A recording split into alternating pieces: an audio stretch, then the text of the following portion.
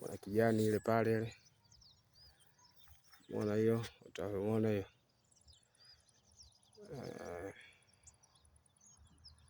Mwana kijani iliyoiva hiyo. Ukisikia kijani hiyo, ukisikia milima. Chuo kule kasa kuna nyumba, umeona zile nyumba zile? Hii hapo hiyo. Mwana kijani iliyoiva hiyo. Ukungu unauona, maana mpaka mlima mwingine unakuwa hauonekani. Na hii saizi hapa ni muda kama saa sita mchana, lakini jua unaliona. Jua linawaka lakini sio kuwaka kwa vile. Lakini hiyo ndo